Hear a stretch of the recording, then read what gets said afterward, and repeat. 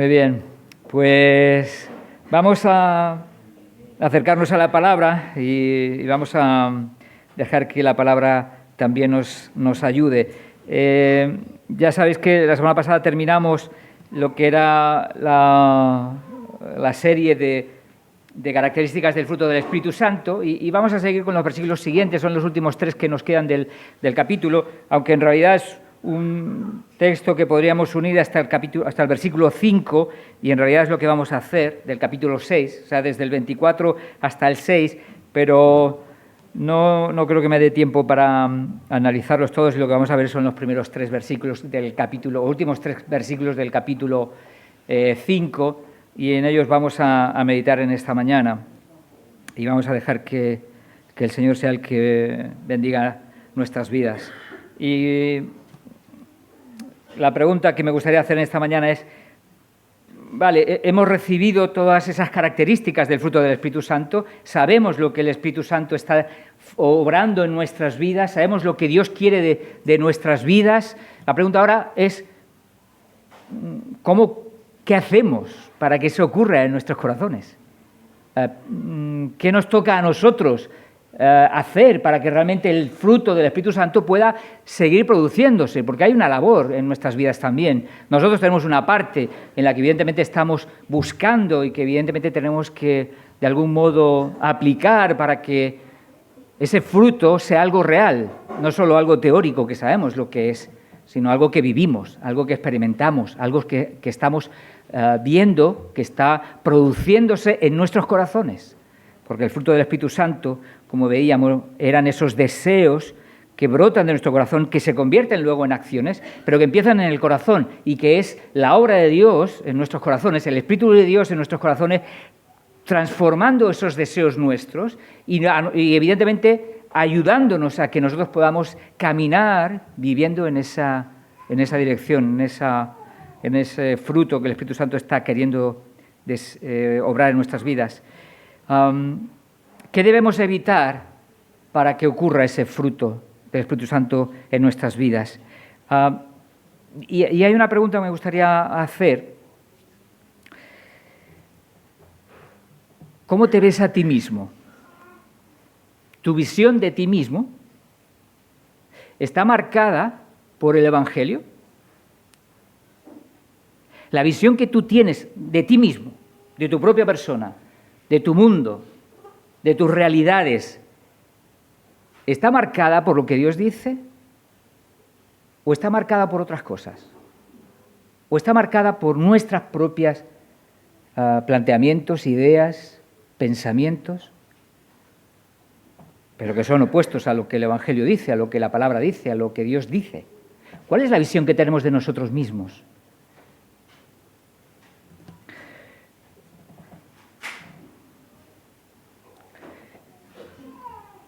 Vamos a ir meditando sobre eso en los versos que vamos a ir viendo en esta mañana.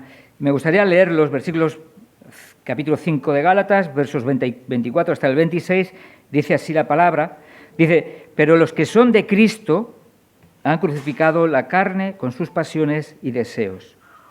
Si vivimos por el Espíritu, andemos también por el Espíritu. No nos hagamos vanagloriosos, irritándonos unos a otros, envidiándonos unos a otros. Vamos a tratar de entender qué es lo que Pablo está tratando de decir en estos versículos, que quizás pueda parecer un poco complejo a la hora de entender, pero tiene su sentido y evidentemente Pablo está tratando de transmitir ahí una serie de verdades que nuestras almas necesitan. Vamos a orar antes, permitidme que ore, que pida al Señor su ayuda. Señor, queremos pedirte tu ayuda, no queremos simplemente escuchar y nada más. Queremos que tú nos ayudes a escuchar con el deseo firme de agradarte, de vivir lo que tú nos estás pidiendo, de vivir y experimentar lo que tú estás enseñando en tu palabra. Señor, ayúdanos a que tu palabra sea hecha carne en nuestras vidas. A que tú, Señor, seas el que te glorifiques. Señor, pedimos tu bendición en esta mañana y gracias por tu palabra, porque es viva y es eficaz. Y el mejor consejo que podemos seguir es el de tu palabra. El mejor camino que podemos vivir es el tuyo, el de tu espíritu, de tu palabra. Señor, ayúdanos a no solo ser oidores, sino también ser hacedores de tu palabra, como dice Santiago. En el nombre de Jesús. Amén. En este primer versículo del versículo 24, leemos lo que dice así, a continuación. Dice, pero los que son de Cristo han crucificado la carne con sus pasiones y deseos. Empieza Pablo, después de estar haciendo referencia al fruto del Espíritu Santo, de habernos llamado al andar en el Espíritu, a satisfacer los deseos del Espíritu, no los de la carne, porque esa es la lucha que el creyente tenemos, ¿no? La realidad es que luchamos con el satisfacer los deseos de nuestra carne o los deseos del Espíritu. Esa es la lucha que tenemos todos los creyentes. Y esa es la ayuda, en medio de esa lucha tenemos la ayuda del Espíritu Santo para poder realmente caminar por donde Dios quiere para nuestras vidas. Y Pablo va ahora a seguir insistiendo en esa dirección. Ya que tenemos eso, ahora vamos a ver la manera de poder aplicar eso a nuestras vidas. Y evidentemente va a darnos una serie de verdades muy importantes. La primera es que necesitamos una actitud de rechazo sobre los deseos de la carne que hay en nuestro corazón. Necesitamos una actitud de rechazo sobre los deseos de la carne que hay en nuestro corazón. Vosotros sabéis lo que son los deseos de la carne, ¿verdad? Los tenemos a partir del verso 19 hasta el verso 21. Ahí tenemos esos deseos de la carne.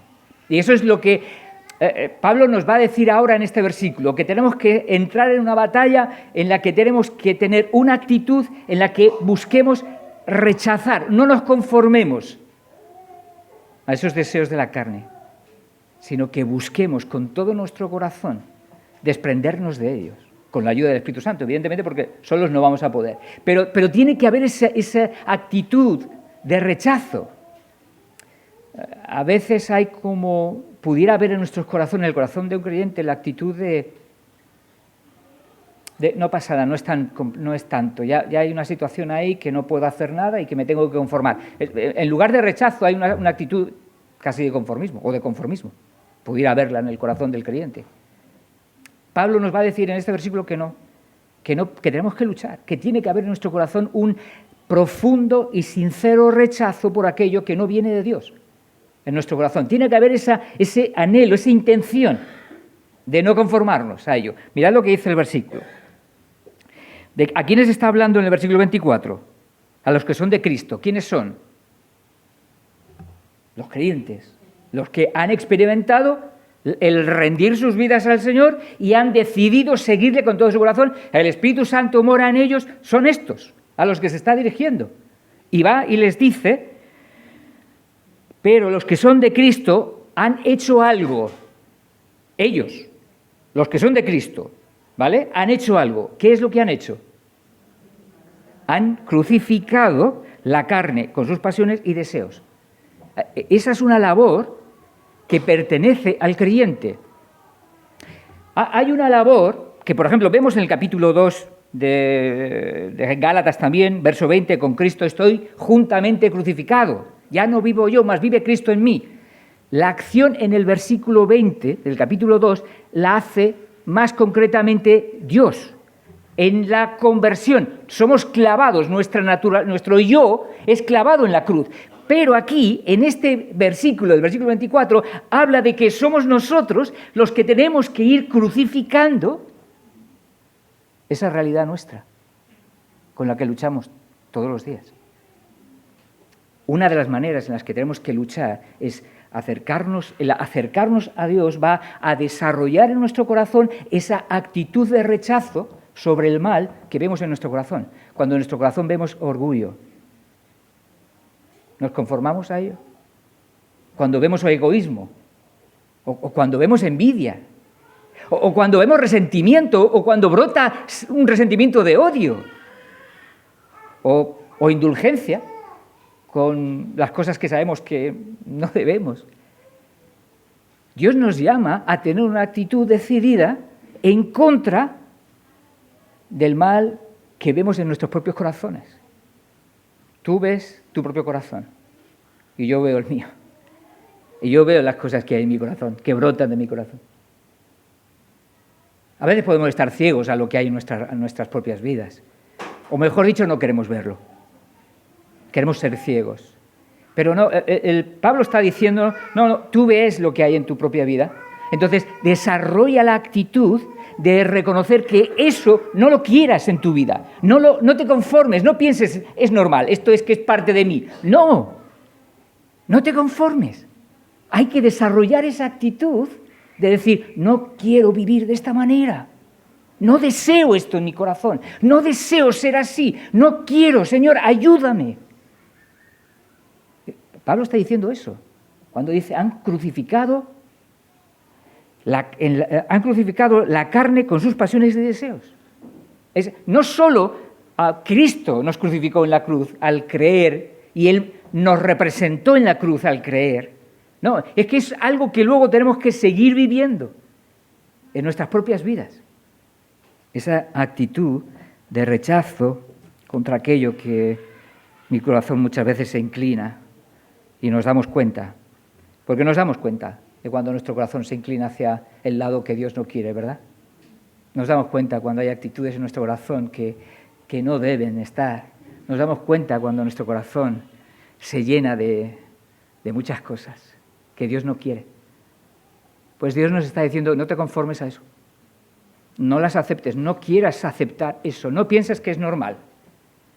Tienes que tener una actitud decidida en contra de esas actitudes que van a destruir tu vida y la de aquellos que están a tu alrededor. Tienes que tener esa actitud de decir, no quiero ver eso, no quiero seguir viéndolo. Señor, ayúdame. Tenemos que tener esa determinación en nuestro corazón. Y es lo que Pablo está diciendo. Eso es seguir a Jesús. Eso es seguir al Señor. Seguir al Señor es amar, como dice Juan 14, su voluntad y vivirla. Juan 14 dice, en el versículo 15, si me amáis, guardad mis mandamientos. Podríamos ahora traducirlo al revés. Si me amáis, no vais a ¿qué? A caer, a dejaros arrastrar y amar el pecado, permitirlo en vuestras vidas o conformaros a ello. No. Si me amáis, vais a buscar, ¿qué? Guardar mis mandamientos, obedecer al Señor. Tiene que ser la actitud que tiene que haber en nuestro corazón. Sigue versículo 21. El que tiene mis mandamientos y los guarda, ¿quién es ese? El que ama a Dios. El amor a Dios es agradarle a Él. El amor al Señor es vivir bajo su voluntad, desear vivir bajo eso que el Señor nos ha enseñado. Es querer perseguir eso que el Señor tiene para nuestras vidas, porque sabemos que es lo mejor. La voluntad de Dios es lo mejor para nuestras vidas. ¿Sabes qué es lo que trae la voluntad de Dios? ¿Sabes lo que trae el amar a Dios? Perdonarnos unos a otros. No dejarnos vencer por el resentimiento. No dejar que la envidia domine nuestro corazón. No dejar que el orgullo nos arrastre a tomar decisiones que nos destruyen, muchas de ellas. No, esa es la voluntad de Dios, es lo mejor. Es buena, agradable y perfecta, dice Romanos 12:2, ¿verdad? Eso es lo que el Señor está queriendo, que tengamos claro, de la misma manera que tenemos que tener claro esa profunda actitud de rechazo sobre lo que es el mal, lo que son los deseos de la carne. Eso lo que va a hacer es bendecirnos y ayudarnos a poder realmente vivir como Dios quiere. El Señor nos llama a luchar y a tener esa conciencia contra el mal, contra los malos deseos que hay en nuestro corazón, contra lo que Dios no quiere. Y eso es parte que nos corresponde a nosotros. Hay una parte ahí que nos corresponde a nosotros.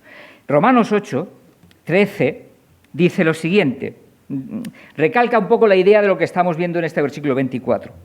Dice, porque si vivís conforme a la carne, moriréis. Mas si por el Espíritu hacéis morir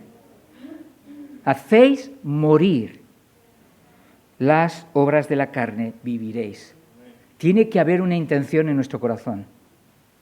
de no conformarnos a esos deseos que hay en nuestros corazones que nos alejan de Cristo. Tiene que haber una actitud de rechazo contra esas obras, esos deseos de la carne, que todos luchamos. No nos libramos ninguno. Unos lucharemos con unas cosas, otros lucharán con otras. Pero todos luchamos con esas situaciones en nuestras vidas. Eso es lo que dice la palabra y eso es lo que el Señor nos está llamando. Nos está llamando a no ser indulgentes. A veces, ¿sabéis lo que es indulgencia? Ser indulgente. Ser permisivo con nosotros mismos, ¿no? Es permitirnos, bueno, no pasa nada, pero sí. No, pero es que mi corazón se ha llenado de odio, por ejemplo, de resentimiento, porque alguien me ha dicho algo que quizás pues, no quería que me dijera, ¿no? Mi corazón se llena de resentimiento. Y pienso, bueno, no, pero es que no me lo tenían que haber dicho. La culpa, el problema está fuera. No nos damos cuenta que el problema no está fuera, está aquí. Soy yo. Soy yo con el que tengo que tener cuidado. No es necesariamente lo que me han dicho, es mi corazón. El que yo tengo que prestar atención, del que yo soy responsable y evidentemente de lo que Dios está queriendo transformar en mi corazón. Y eso es parte de lo que el Señor está buscando en nuestras vidas y nos dice Pablo en este versículo. Y Él nos llama a eso, a no ser indulgentes con nuestra carne. Y la medida que lo somos, en la medida que nosotros estamos siendo indulgentes, es como si estuviéramos quitando o aflojando los clavos de nuestro yo que está crucificado en la cruz.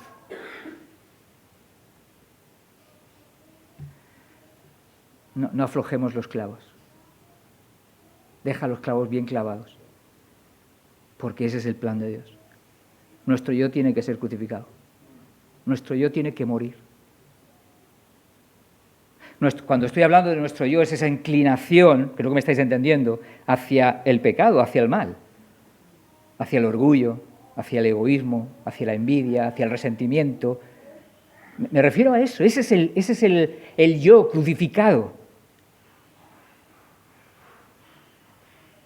Ese yo tiene que morir y tiene que crecer y fortalecerse, ese yo que forja el espíritu, que Dios ha obrado, ha iniciado, la nueva criatura que somos una nueva criatura en Cristo, ¿amén?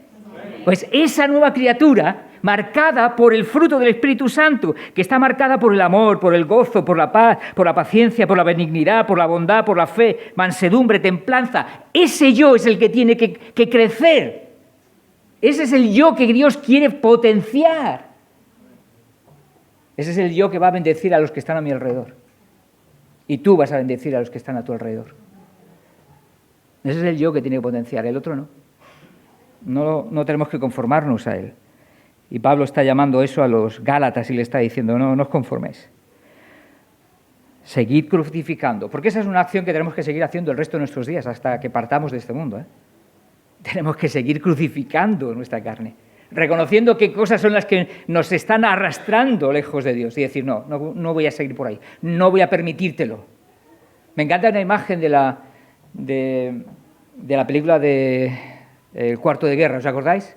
Cuando ella está en su casa en el salón y sale al patio y habla con Satanás, ¿os acordáis? Le dice, no voy a permitirte que tú domines aquí. Lo mismo le tenemos que decir al pecado en nuestras vidas. No voy a permitirte que tú venzas y tú domines mi vida y mi familia y todo mi alrededor. No, va a ser Cristo el que va a tener control de mi vida y va a gobernar mi corazón.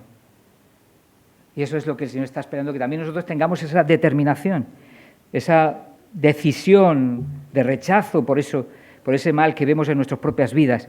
Y a la vez, como dice, y encontramos en el siguiente versículo, una determinación por seguir la guía del Espíritu Santo. Mirad el versículo 25. Si por un lado está llamándonos a ese rechazo del mal en nuestros corazones, nos llama luego, en el versículo 25, a vivir según la guía del Espíritu. Por eso dice en el versículo 25, y si vivimos por el Espíritu, es decir, si eres creyente, si tú conoces a Cristo, si tú has rendido tu vida a Jesús, tú estás siguiendo al Señor, lo único que cabe ahí es, ¿qué? Vivir por el Espíritu. Andemos también por el Espíritu, dice Pablo. Y Y es, por un lado, lo que nos está queriendo resaltar es precisamente esa determinación, no solo en rechazar el pecado en nuestras vidas, sino esa determinación firme en seguir el camino, la voluntad de Dios para nuestras vidas. Determinación, firmeza.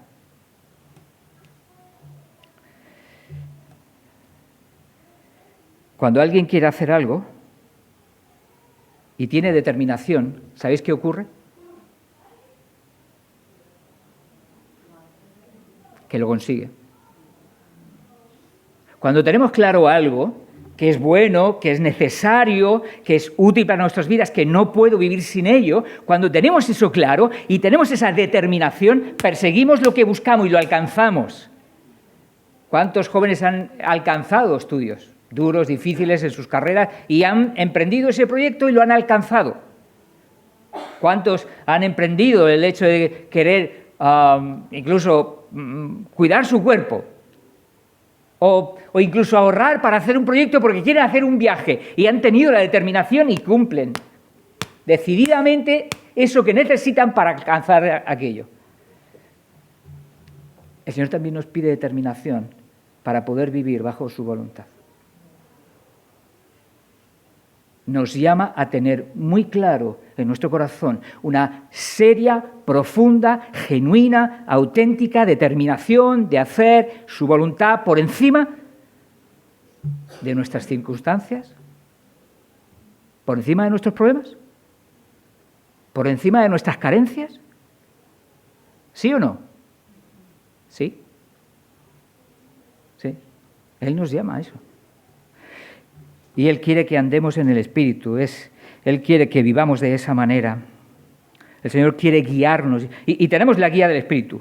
Tenemos la guía, como dice Romanos 8, el Espíritu que está en nosotros va presionándonos, va mostrándonos, va diciéndonos, esto es lo que yo quiero para ti, por aquí es por donde tienes que caminar. Y sentimos en nuestro corazón, sentimos en nuestra mente que nos gustaría hacer otra cosa, pero nos damos cuenta, no, pero es que eso no es. Porque el Espíritu Santo está obrando en nuestras vidas y hace lo que dice aquí. Porque todos los que son guiados por el Espíritu de Dios, estos son hijos de Dios. Es decir, el Hijo de Dios ve la guía del Espíritu Santo en su vida, la anota, la sentimos.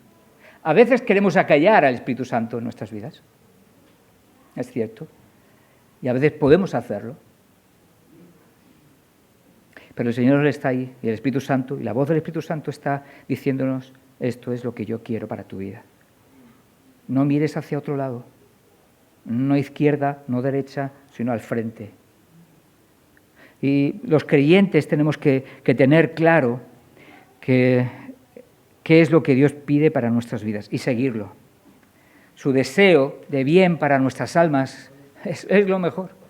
Él nos va a dirigir hacia lo mejor y Él nos va a dar una vida que tiene sentido, que tiene valor, una vida que tiene propósito, que no está marcado por lo efímero, por lo temporal, por lo que desaparece rápido. No, Él trae valor auténtico que bendice nuestras vidas. El Señor nos llama a andar en su espíritu, a andar en su voluntad, y eso es lo que es lo normal en un creyente. Esa es la realidad que los creyentes tenemos que aspirar y buscar decididamente, con profunda y firme determinación en nuestras vidas. Vivir bajo su voluntad. Mira lo que dice Primera de Juan, capítulo 2, a partir del verso 3, dice, y en esto sabemos que nosotros le conocemos si guardamos sus mandamientos. La confianza de saber que le conocemos está fundada en que nosotros estamos viviendo para Él. Eso es una señal, es una marca que nos está diciendo, yo soy tuyo, Señor, soy tuyo. Dice, el que dice, yo le conozco y no guarda sus mandamientos, el tal es mentiroso. Y la verdad no está en él, no conoce a Dios. Dice, pero el que guarda su palabra, en este verdaderamente el amor de Dios se ha perfeccionado. En este el amor de Dios ha cumplido su propósito, en el que vive para hacer y hacer por amor. la voluntad de Dios. Por esto sabemos que estamos en Él. ¿Por qué? Porque hay ese espíritu, ese deseo de vivir para hacer la voluntad mía, no. La de cualquiera que me diga, no la de Dios.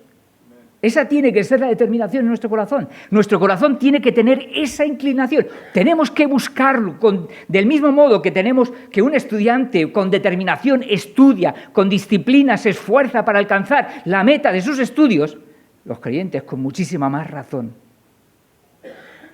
Tenemos que vivir con decidida, firme deseo de buscar y vivir la voluntad de Dios en nuestras vidas. Y eso refleja quiénes somos. Refleja quiénes somos. Versículo 5, pero el que guarda su palabra, en este verdaderamente el amor de Dios se ha perfeccionado, en esto sabemos que estamos en él. Versículo 6, el que dice que permanece en él debe,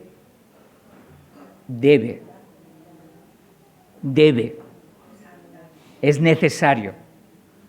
No hay otra opción. Hay un camino solo. El que dice que permanece en él debe andar como él anduvo. Nuestro modelo es Jesús. Y nuestras vidas se tienen que ajustar a él, a su voluntad, a su ejemplo. Esa determinación firme tiene que estar en nuestros corazones. El de hacer la voluntad de Dios. Si eso falta, si yo me doy cuenta de que eso falta, me tengo que parar y preguntarme qué es lo que está ocurriendo en mi vida. ¿A quién estoy siguiendo? Porque si no tengo esa determinación, si no tengo esa profunda determinación sincera por hacer la voluntad de Dios, Primera de Juan está diciendo que algo falla. Que algo falla. Hacer la voluntad de Dios no es algo que yo estoy exento de esfuerzo y de buscar y de decidir en mi vida. Y que yo estoy esperando a que el Espíritu Santo me cambie. Ya cuando el Espíritu Santo me cambie, pues entonces así ya haré la voluntad de Dios. No. Tú y yo tenemos una responsabilidad. Tú y yo tenemos la capacidad de decirle sí al Espíritu Santo o no. Y el Espíritu Santo nos está llamando, Dios nos está llamando por su palabra, que tenemos que vivir ajustando nuestras vidas a su ejemplo, a su manera de vivir.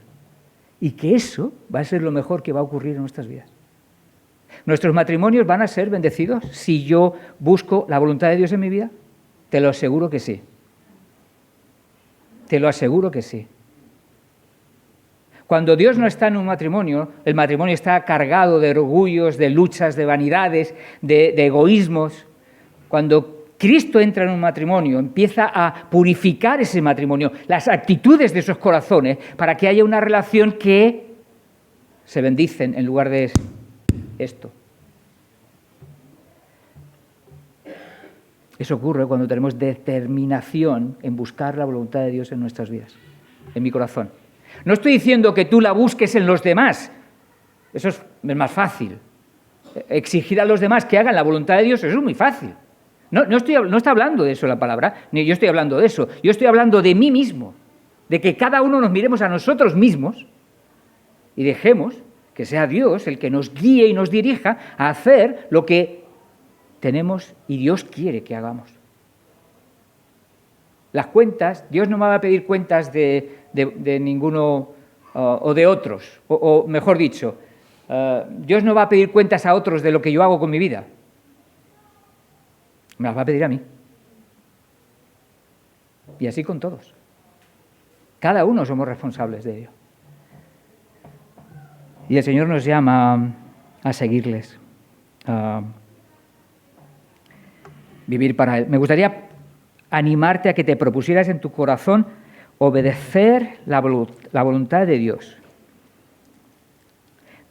Lo digo con cierta conciencia. Quiero animarte a que propongas en tu corazón el vivir para hacer la voluntad de Dios.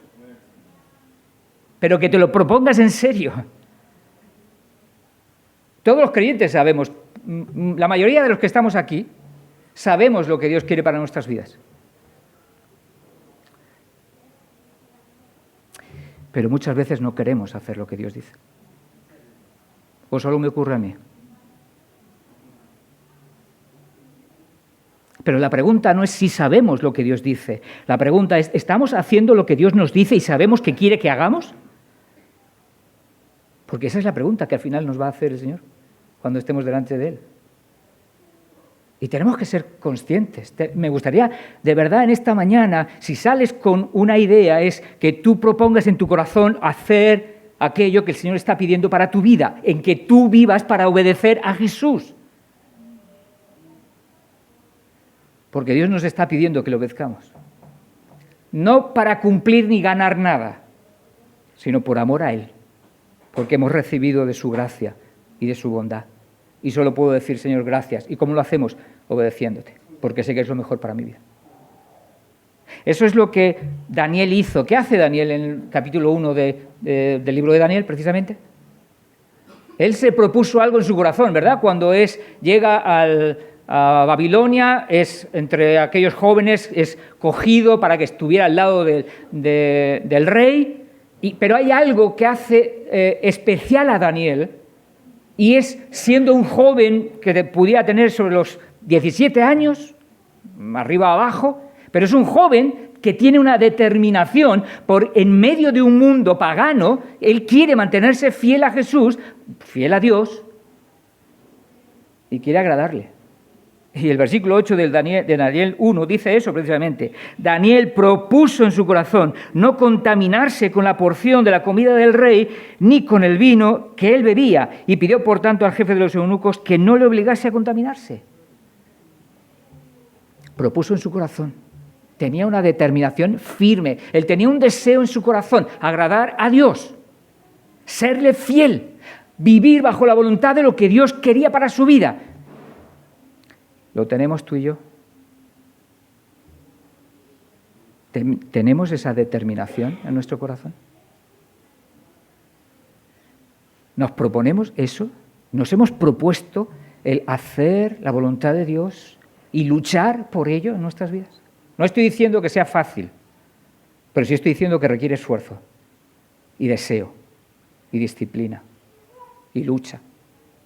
Porque va a venir Satanás diciéndote, pero si no pasa nada. Ah, con que Dios os ha dicho. No te preocupes con lo que Dios os ha dicho. Dios sabe que el día que comáis, seréis como Dios. ¿No te suena eso? ¿Al oído que te están contando? ¿Sabes qué es lo que nos falta hoy? Proponernos en nuestro corazón con determinación hacer la voluntad de Dios, que sabemos claramente en nuestras vidas. Nos falta determinación, nos falta proponernos como Daniel y aprender de él. Y me gustaría animarte a que lo leyeras. Lee Daniel, Deja que el Señor sea el que te hable a través de este libro. Y me gustaría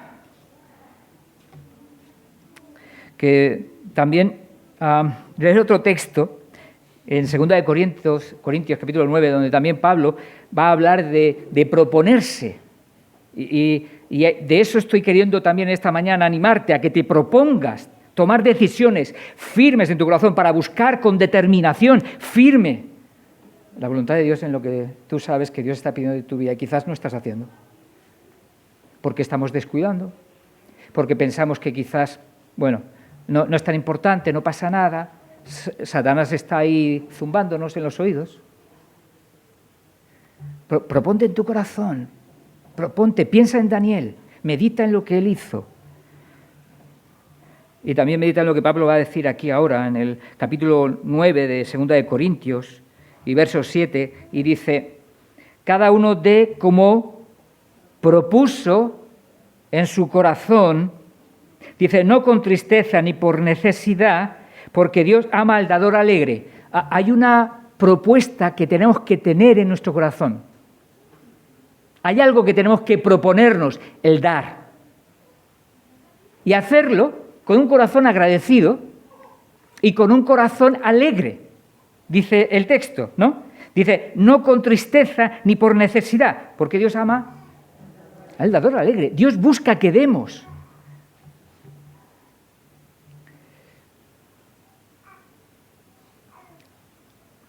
Pero Dios quiere que nos lo propongamos antes. Tiene que haber una propuesta en nuestro corazón, una determinación de hacer lo que Dios quiere en nuestras vidas. Esta es un área también de lo que Dios nos ha dado, darle una parte. Él nos ha pedido, hazlo y propóntelo para hacerlo con alegría, con gozo, sabiendo que es para la gloria de Dios. Creo que una de las cosas que va a caracterizar a un creyente es precisamente el dar. Pero no solo estoy hablando de economía,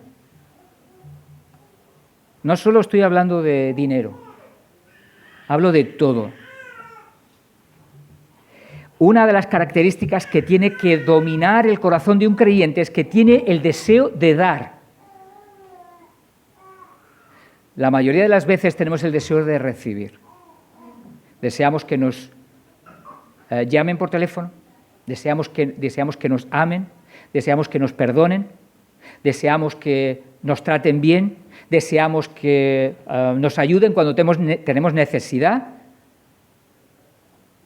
¿Sabéis qué es lo que ocurre con todo lo que acabo de decir? Que el centro de esa vida, ¿sabéis quién es? Soy yo. Porque solo pienso en mí, en que yo reciba, en que me den, en que me den, en que me den, en que me den. Y el Evangelio dice que Jesús no vino para ser, sino para dar su vida en rescate por muchos, dice Marcos 10:45. Dar. Dar es la manera espiritual de vivir un cristiano. Dando. ¿Qué puedes dar? ¿De tu tiempo? ¿De tu esfuerzo? No, es que yo estoy cansado, es que el fin de semana es para descansar.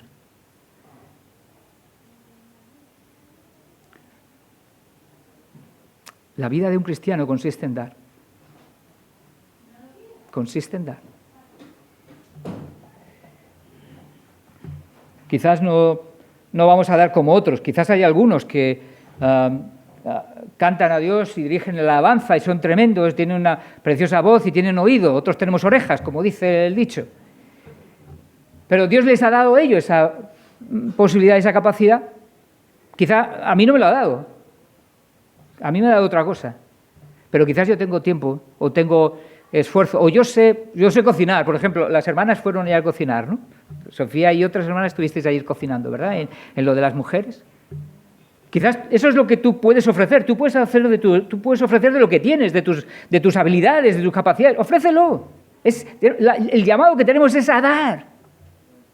Es a dar. Es a dar para la gloria de nuestro Dios. Seguimos en el capítulo, en Gálatas, y viene ahora un versículo como que parece extraño. Parece extraño. Pablo está hablando de vivir para el Espíritu, de seguir el consejo, de rechazar el pecado, de seguir la guía del Espíritu Santo, y ahora viene y nos habla de que no seamos vanagloriosos. Parece como si no encajara, ¿no? ¿No parece como si eso estuviera ahí un poquito... ¿Y esto qué pinta aquí? Bueno, pues eso tiene sentido. Eso tiene su lugar. ¿Sabéis por qué? Porque es un caso práctico de lo que Pablo estaba diciendo en los dos versículos anteriores, de cómo vivir guiados por el Espíritu de Dios. Y va a hacer, porque va a poner dos casos. Va a poner un caso negativo de lo que significa no vivir guiado por el Espíritu Santo, y otro caso en el que va a mostrarnos qué es lo que significa vivir guiados por el Espíritu Santo. ¿Vale?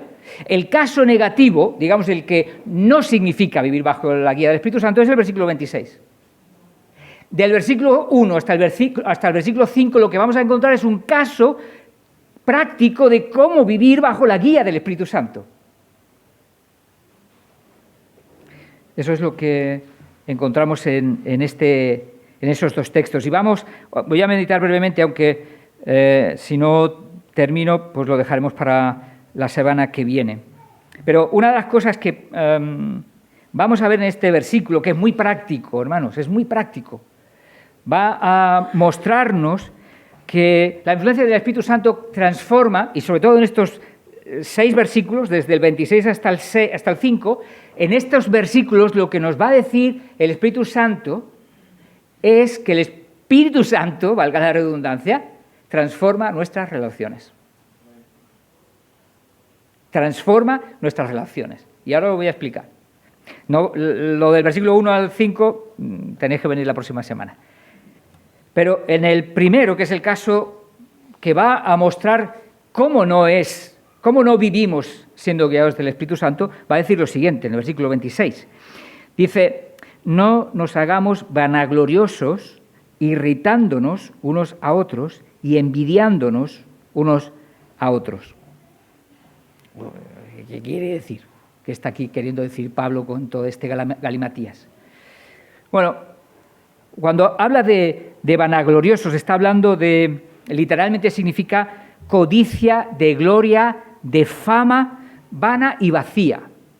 Buscar una gloria que es vacía, que es hueca, que no tiene realmente autenticidad, ni es verdadera, ni vale la pena, ¿vale? Es vanagloria, una vanagloria, algo que no sirve, pero que al corazón del ser humano a veces lo confunde y lo engaña y piensa que eso es una gloria y no lo es. Es todo lo contrario.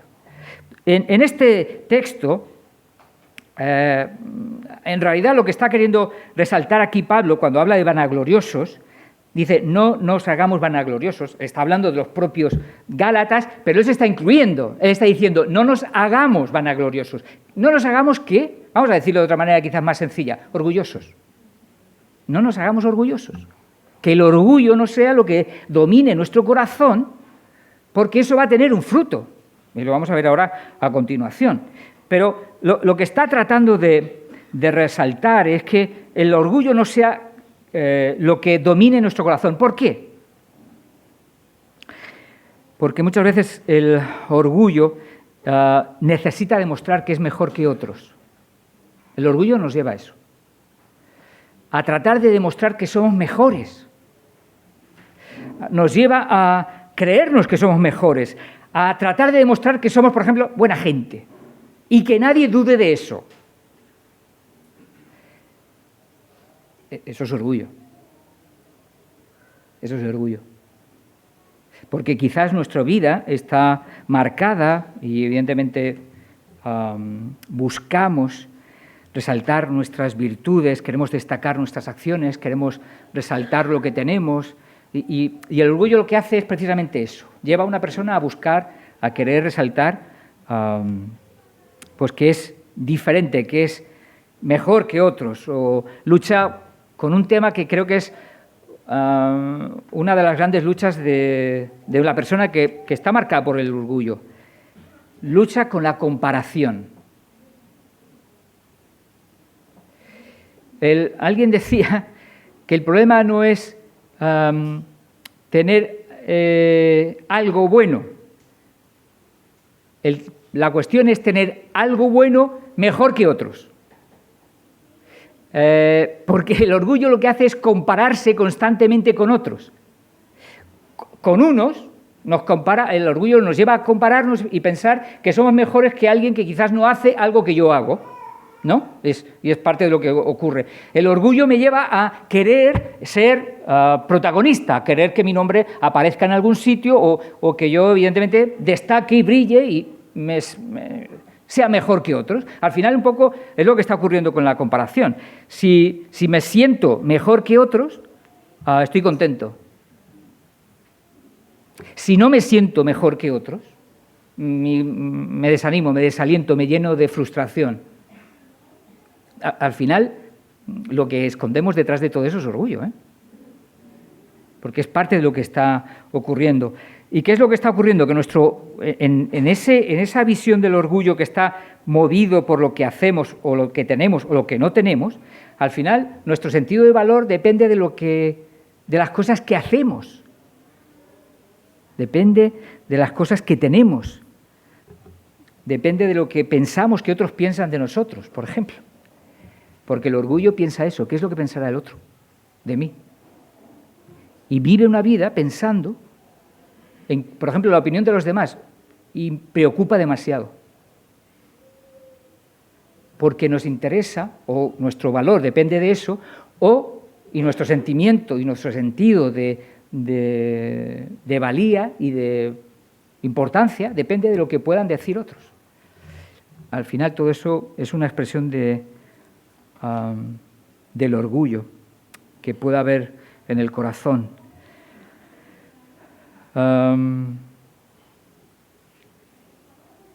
El orgullo y esta vanagloria, que es lo que encontramos aquí en este texto, tiene un gran problema. Tiene un gran problema.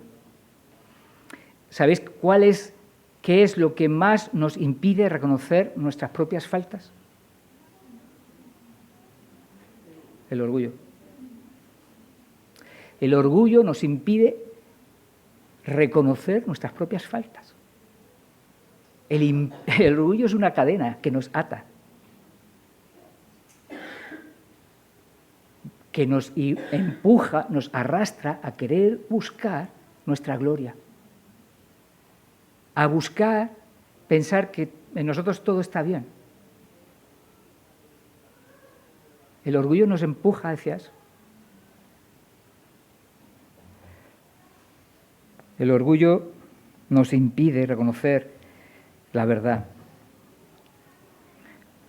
de que hay cosas en nuestras vidas que no están bien, que no siempre tenemos la razón. Y es parte de lo que un creyente también puede luchar. Creo que una de las cosas que hace el orgullo es cegarnos a la verdad. Y eso es lo que hace con nuestro corazón, nos ciega. Y al final el orgullo lo que hace es centrarnos en nosotros mismos.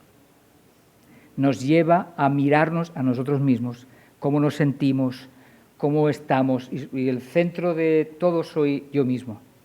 Esa es una de las luchas que encontramos en la realidad del orgullo que a veces domina el corazón de una persona, ¿no? Cuando solo nos preocupamos por nosotros, ¿nos preocupamos por los demás? No. Cuando el corazón está dominado por un orgullo, nos preocupamos por lo mío. Nos olvidamos de dar. Nos olvidamos de dar. ¿Y qué es lo que ocurre? La consecuencia de ese orgullo trae una serie de reacciones. Y es lo que viene a continuación a decir Pablo. Dice, no nos hagamos vanagloriosos, irritándonos unos a otros, envidiándonos unos a otros. El orgullo va a traer eso. Por un lado, irritación, lo cual significa enemistad, pleitos, conflictos en las relaciones. ¿Vale? Y eso es una manera de expresar el orgullo, pero a veces el orgullo se expresa de otra manera, en la envidia. Es desear tener lo que quizás a alguien no le pertenece, porque es suyo legítimamente, ¿no? Y queremos tenerlo nosotros, o incluso hasta que lo pierda. El orgullo puede llevar a eso también.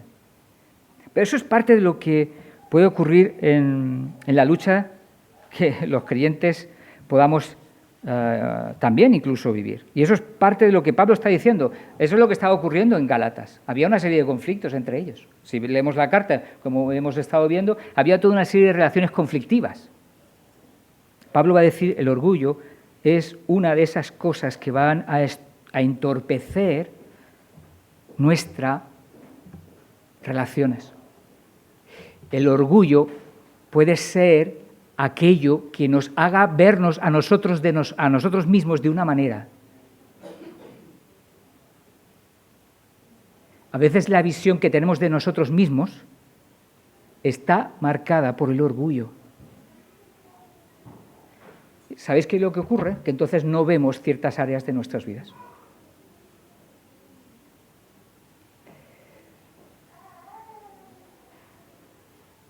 Pero el Evangelio tiene respuesta a eso.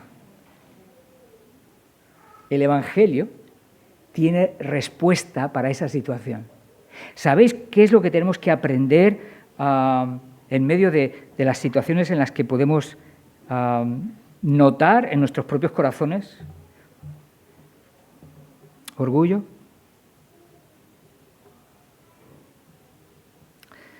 Acercarnos al Evangelio. ¿Cuál es la visión que el Evangelio, que Dios, que el Espíritu Santo tiene de mi vida, del ser humano? Auténtica y real. Mi orgullo me ciega, no me deja ver toda la realidad de mi corazón y de mi vida. El Evangelio, ¿sabes lo que hace? Me abre los ojos. Me ayuda a descubrir que lo que a veces yo creo que es bueno, no lo es.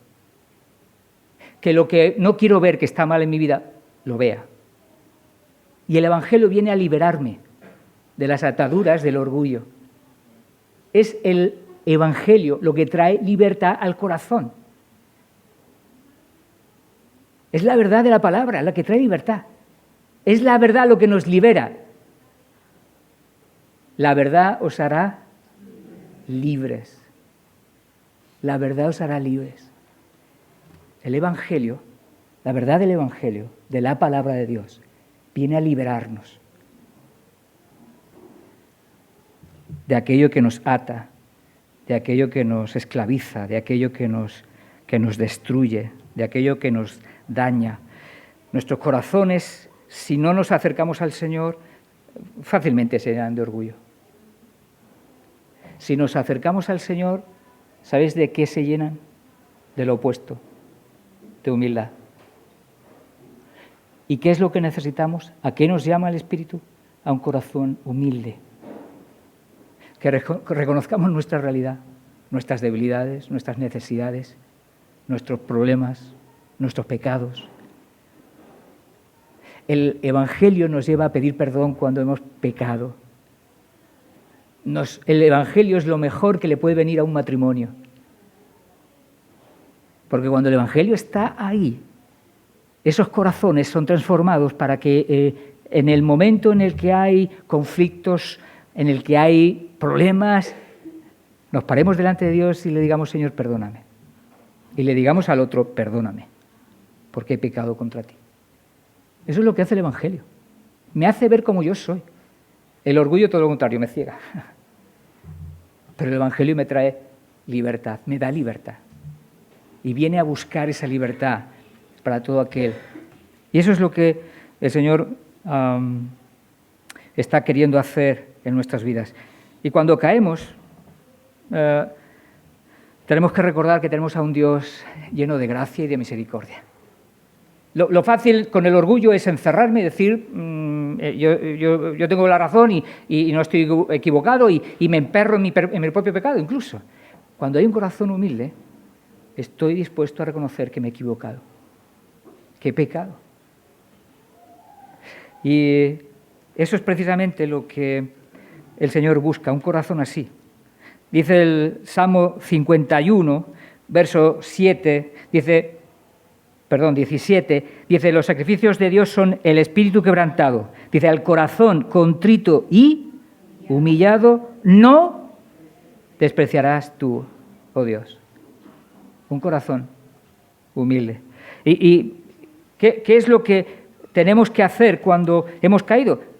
Acercarnos al Señor con un corazón humilde y decirle lo que dice 1 Juan, si confesamos nuestros pecados, Él es fiel y justo para perdonar nuestros pecados y limpiarnos de toda maldad. De todo. Eso es lo que hace el Evangelio en nuestras vidas. Eso es lo que nosotros necesitamos. Necesitamos mirar a la luz del Evangelio para ser libres de las ataduras que nos atan y nos dominan y nos arrastran lejos del Señor. El Evangelio es eso. Seguir a Jesús es eso. Lo otro es simplemente dejarnos llevar por nuestros deseos. Pero solo Jesús trae auténtica libertad, auténtica o bien a nuestras vidas. Y ya voy a terminar con un versículo, capítulo 11, muy conocido, de Mateo, el Señor nos dice: venid a mí, todos los que estáis trabajados y cargados, y yo os haré descansar. Es Jesús, se trata de Jesús. Nuestra profunda y mayor necesidad es acercarnos a Él, recordando quiénes somos en Él, delante de Él y a sus ojos. Eso trae libertad a nuestras vidas, eso nos libera. El Dios que tenemos es un Dios de misericordias. Nuevas son cada mañana sus misericordias. Gloria a Dios. Gloria a Dios.